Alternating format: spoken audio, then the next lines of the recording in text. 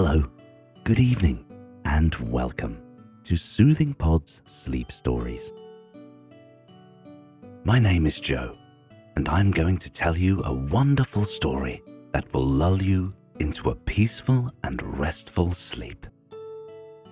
Tonight, I will tell you a story about an ant and a grasshopper.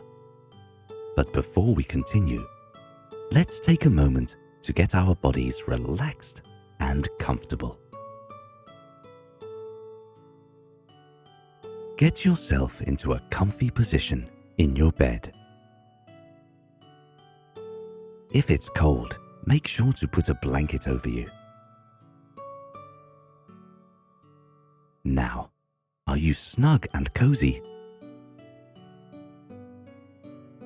Then close your eyes. Take a long, slow, deep breath through your nose. As you breathe, allow the air to fill up your tummy and expand it like a giant balloon. Now, exhale slowly through your mouth. Good job. Let's do it again. Inhale through your nose. Exhale through your mouth. Inhale. Exhale. Your body now feels very relaxed, and you feel yourself sinking deeper and deeper into your soft bed. Now, it's time to listen to our bedtime story. Once upon a time, on a fine autumn day, an ant and a grasshopper were out and about. On this day, the tree leaves were beginning to turn from a luscious green to a beautiful shade of yellow and red. The sun went about its business up in the sky, and even if the sun shone brightly, it was not scorching hot. There was a cool, gentle breeze that made the air feel crisp. It was the perfect weather to be going around outside and doing the things that you love. If there was one creature that took full advantage of this marvelous weather to do all the things that he loved, it was the green grasshopper. He was a big, beautiful grasshopper who had smooth, almost velvety green wings that extended just a bit further than his robust body. The grasshopper took great pride in his appearance, and if you would like to know a secret, he actually took a great deal of time every morning to groom himself and to make sure that he was in tip-top shape. He was quite a happy-go-lucky grasshopper, and there was nothing more that he loved to do but play a happy tune on his fiddle, dance merrily, and eat delicious green grass to his heart's content. The autumn weather was perfect for these activities. The green grasshopper hopped merrily on top of the hill, took out his fiddle, and began to play a cheerful tune.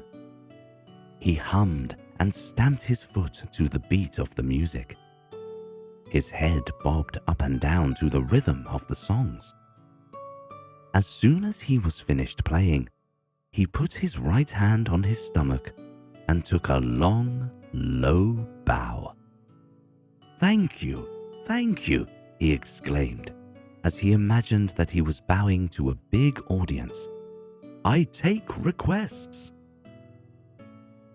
His reverie was cut short when all of a sudden a small black ant walked by slowly, grunting as he struggled to carry a single grain of plump yellow corn kernel.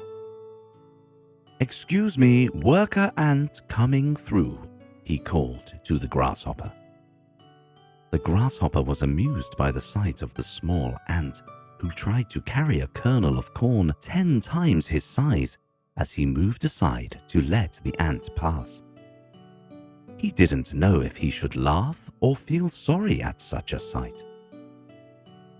It was almost noon, and the sun was high up. It was getting a bit too hot, so the grasshopper decided to move to sit under the shade of a nearby bush. This was his favorite bush, because under this bush grew the most delicious green grass that he munched to his heart's content until he could no longer eat another bite. "This is the life," he said to himself as he lay down for a nap. Just as he closed his eyes, the tiny black ant came by again, this time with a grain of rice on his back. "Worker ant coming through," he called to nobody in particular. The grasshopper was so curious about why the ant worked so hard on such a beautiful day that he quickly walked out from the shade and jumped directly into the little ant's way. "Wait," he said, as he extended his right arm to stop the ant. The ant was taken aback, stopped, and said, "Why are you in my way, grasshopper? Can't you see that I'm busy carrying this grain of rice on my back?" Sweat poured out from his brow. "Ant, I don't understand why you are doing all this hard work when the weather is so beautiful. The sky is so clear and blue, and the sun is out. Why don't you put down that heavy grain and have fun with me?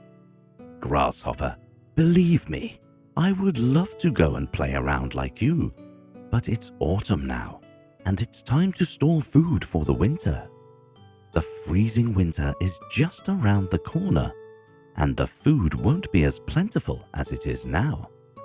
I suggest that you do the same if you don't want to go hungry during the cold winter."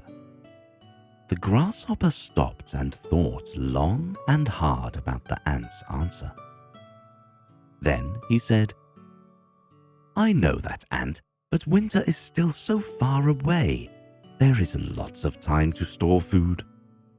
Do as you want, but I will continue to store food because before you know it, winter has already come. If you are smart, you should do the same," the ant said, as he hurled the grain of rice back on his back. "Whatever, ant. I'm too busy having a great time right now. I'll have fun now and do the hard work later," the grasshopper said lazily as he went back to the shade. The grasshopper napped while the ant continued to work hard, transporting corn, grain, whatever else that he could find to his nest. This behavior continued for the rest of the autumn days. The grasshopper was too busy having fun and playing to even think of collecting food for the coming cold winter. Soon, the season changed from autumn to winter. The tree's leaves slowly fell to the ground until all that was left were bare branches. The days became shorter, and it slowly became colder and colder until the frost came and covered the ground. Finally, winter came, and the snow slowly fell from the sky and covered the entire land in a beautiful, cold, white blanket. The animals, like bears that sleep during the winter, were cozily tucked in their dens, ready to sleep the winter away.